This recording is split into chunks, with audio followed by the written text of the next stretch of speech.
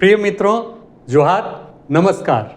आज का दिन हमारे लिए काफ़ी महत्वपूर्ण है और हम अपने को सौभाग्यशाली फील करते हैं कि हमारे बीच में आज एक ऐसे शख्स मौजूद हैं जिनकी पहचान पूरे झारखंड में है और वे एक बहुत अच्छे साहित्यकार हैं, लेखक हैं, व्यंग्यकार हैं और इसके अलावा वो फिल्म से भी जुड़े हुए हैं, उससे भी ताल्लुक़ रखते हैं और एक अच्छे निर्देशक, एक अच्छे एक्टर, एक अच्छे प्रोड्यूसर, वो सब कुछ हैं। तो अपने आप में ऐसे शख्स का मिलना काफ़ी दुर्लभ होता है और झारखंड को काफ़ी नज़दीक से इन्होंने देखा है। इनके संस्मरण, इनके यात्रा वृत्तांत काफ़ी पॉपुलर रहे हैं और इन्होंने बहुत सारी पुस्तकें लिखी है झारखंड से रिलेटेड और अपने याददाश्त से संबंधित।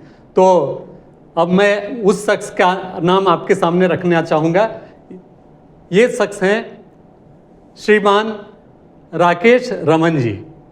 बिल्कुल आप इस नाम से अच्छी तरह से परिचित हैं और हमारे अनुरोध पर ये हमारे स्टूडियो में आज पधारे हैं और मैं चाहूँगा कि ये एक ऐसी झारखंड के विषय में कुछ ऐसी बातें बताएं जिससे कि आपका ज्ञानवर्धन हो और आपके झारखंड के इतिहास को समझने में मदद मिली।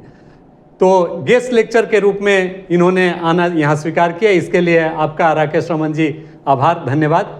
तो अब आप आएँ और हमारे छात्रों को कुछ ऐसी बातें बताएं जो झारखंड के लिए अनूठी हो या एक समग्र रूप से वो झारखंड को समझने में उन्हें मदद कर सके। तो प्लीज़ राकेश रमन जी। नमस्ते, जोहार। मित्रों, झारखंड अपने आप में एक ऐसा प्रदेश है जहाँ पर कला, संस्कृति और सच पूछिए तो शासन व्यवस्था की ऐसी धरोहर है जिसको हम जितना भी देखते हैं उतनी गहराई में चले जाते हैं और उतना ही हम चमत्कृत होते हैं। वो चाहे झारखंड का इतिहास हो या झारखंड की अपनी कलाएं हैं या फिर झारखंड में यहाँ के आदिवासी और सजानों की साझा संस्कृति है, उनके जीने का ढंग है। एक समय में ये कहावत पद्मश्री डॉक्टर रामदयाल मुंडा ने कही थी कि यहाँ के लोगों का चलना ही नृत्य है और बोलना ही गीत है। तो ये दर्शाता है कि यहाँ की संस्कृति, यहाँ का रहन सहन कितना उदात्त था। और आज समय ऐसा आ गया है जब ये बहुत स्वाभाविक भी है कि जैसे जैसे हम विकास के क्रम में आगे बढ़ते हैं, जब नई चीज़ें हमारे सामने आती हैं तो एक संक्रमण काल चलता है और वो जीवन के हर क्षेत्र में है। वो चाहे आधुनिक समाज हो या दूसरा हो या फिर जनजातीय समाज हो, सबके बीच में एक संक्रमण का काल गुजरता है और उस समय चीज़ें हम लोगों के बीच में एक अविश्वास पैदा कर देती हैं। कई बार हम लोग उसको अंधविश्वास भी कह लेते हैं और कई बार अतिरिक्त विश्वास कह लेते हैं और कई बार जो है वो उसको समझ नहीं पाने के कारण हम उससे दूर चले जाते हैं। तो ऐसा कुछ आपको झारखंड में बार बार देखने को मिलेगा। ये बहुत अच्छी बात है कि स्पर्धा प्रकाशन जो है वो अपने इस पूरे झारखंड को इस परिदृश्य में देखने की भी कोशिश कर रहा है और जो इसके लिए पाठ्यक्रम बनाया गया है उसमें वो गहराई से जाते हैं और इन सारी चीज़ों को बहुत गहराई से देखते हैं।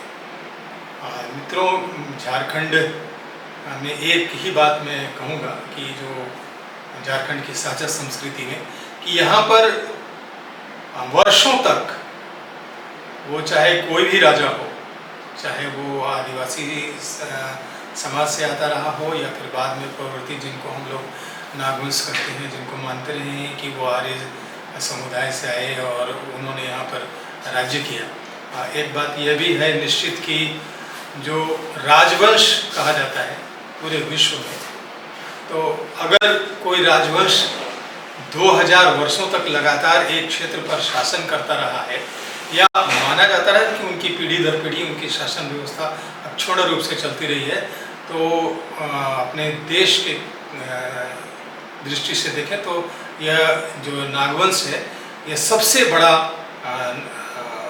राजवंश रहा है।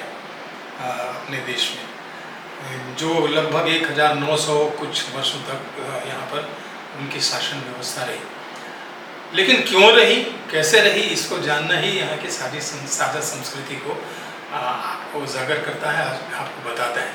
इसलिए कि वर्षों तक, जब तक जो दूसरे देशों से आए हुए आक्रमणकारी या अपनी शासन व्यवस्था को आप पर थोपने के लिए, लादने के लिए, उस क्षेत्र पर थोपने के लिए, लादने के लिए, या विश्व गुरु या विश्व का विजेता बनने का संकल्प लेकर के जो लोग आए, उनकी जो संस्कृति साथ में आई, अपने ध्येय के लिए उन्होंने जो परिवर्तन यहाँ पर किए, उन सब के कारण ये संस्कृतियाँ बिखरी, टूटी और इसके बाद पूरी तरह से आज एक अलग माहौल उत्पन्न हो गया है। इसलिए जो लोग, जो यहाँ के का पूरा समाज एक समय में आपस में कोई अंतर नहीं करता था, उसने अब अंतर करना सीख लिया है। अब हो का अलग समाज है, मुंडा का अलग समाज है, संथाल का अलग समाज है, सदान का अलग समाज है। और सदान में भी अब हाल के दिनों में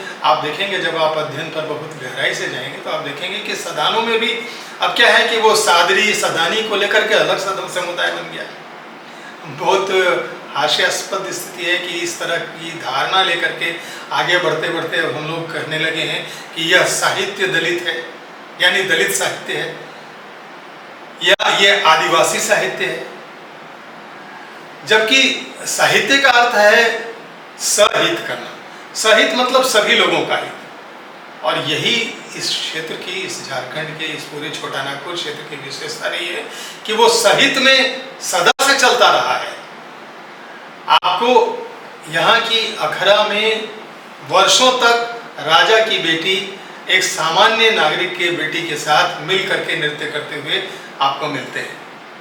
राजा की बेटी भी खेत में काम करने के लिए जाती रही, तब इतने वर्षों तक यहाँ पर इतना बड़ा राजवंश चला। इसलिए कि उस राजा का कोई किला आपको कहीं नहीं मिलेगा 2000 वर्ष पुराना। जहाँ से इनका ओरिजिनेट हुआ, जहाँ से ये आए, जिसको सुतियांबेगढ़ कहा जाता है, वहाँ पर भी आपको कोई भी इस प्रकार का पुरातात्विक धरोहर नहीं मिलेगा जो 2000 वर्ष पुराना हो और उसको आप कह सकें कि ये इस शासक का कोई स्थान था, जैसे कि अमूमन सभी राजाओं में होता है। तो ये इसलिए था कि राजा का घर थोड़ा सा बड़ा होगा, इससे अधिक कुछ नहीं था। अगर राजा का घर मिट्टी का है तो प्रजा का घर भी मिट्टी का है, राजा भी साथ में नाच रहे हैं। तो ये एक जो सह अस्तित्व की बात थी, ये जो एक साहित्य की बात थी, इस पर देखने, सोचने, समझने की ज़रूरत है। और हम सब लोग इस दिशा में आगे बढ़ें और फिर वापस अगर इस चीज़ को ला करके स्थापित करने की कोशिश करेंगे तो आप सभी पढ़ने वाले लोग, आप सभी अध्ययन करने वाले लोग आगे चल करके एक अच्छा और स्वस्थ समाज बना सकेंगे, एक वास्तविक समाज बना सकेंगे। ये मेरी कामना है। धन्यवाद।